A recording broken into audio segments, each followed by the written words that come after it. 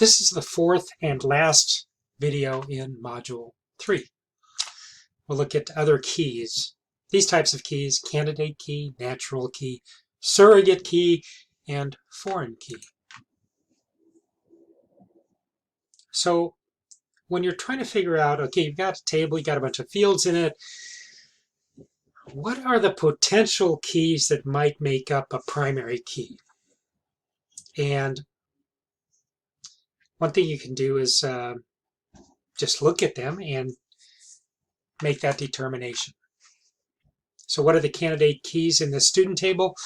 We've got student ID, student email, address, social security number. And even though you know that some of these really aren't going to make it as a primary key, it's not a bad idea to identify them because you may later want to put a constraint on that field, which we'll learn about later on in this quarter. So there's also something between a natural differentiation between a natural candidate key and an artificial candidate key or surrogate key, and that's one you create. In reality, some database designers don't even bother with natural keys like social security number or email address or whatever, but instead they create surrogate keys. That's what I was talking about in the last video. I recommend it. It'll make things easier. But there's two schools of thought on this. Some people believe that natural keys like social security number are a better way to go. And some people say, no. You just want to create this artificial, this surrogate key. So let's list the pros and cons of both of these approaches. So the pros of using a natural key is that average people understand what they mean. But in this case, the con is you may be violating some security issues. And as we talked about before, not every student has a social security number. So the pros of a surrogate key is you control the key and you can absolutely make sure there are no duplicates. The con is it really has no meaning outside of the database or the organization. Well, the organization probably doesn't know it either. It's just a database thing. But I still recommend it. Makes things simpler. So let's consider the orders table. We've got a junction table in the middle between the customers and employees table. And in this table, actually it isn't a junction table, but we've got order number, and it's just an artificial number. We just created it, said, okay, that's the primary key. That's a surrogate key. And again, I think it's a good way to go. However, you can choose. You can decide, well, I don't want to use a surrogate key.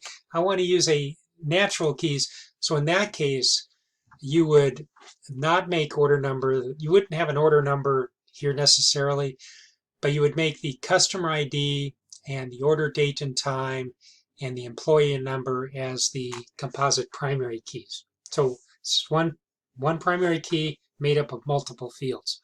But you can see what the issue is there, right? Is that if you want to identify one record in this orders table, you have to give it a whole bunch of information. You have to give it the customer ID, the employee number, the order date and time, just to identify a single record.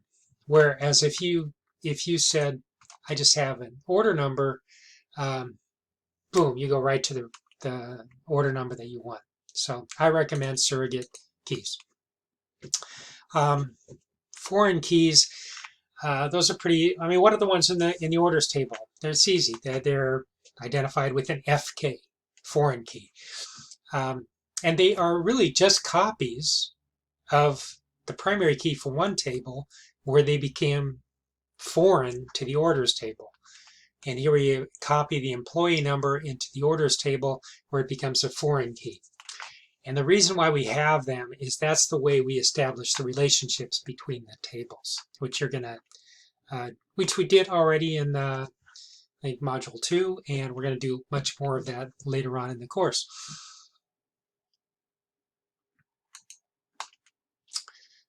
So a foreign, yeah, so this is the same thing. Relationship is determined between two tables. When the relationship is determined, the primary key from one table is copied and then included in the related table where it's considered a foreign key. Not too complicated, really. Just one thing, reiterate that the foreign key is always on the many side of the relationship. So we have a one-to-many relationship between customers and orders, and we have a one-to-many relationship between employee and orders, and the foreign key is always on the many side. And let's see if there's anything. Oh yeah, keep in mind you're copying the key, so all of the characteristics of the primary key that you're copying into this other table, they come with it. So the characteristics are exactly the same. The exact same data type and the length of characters. Okay. And I think that's it for this video.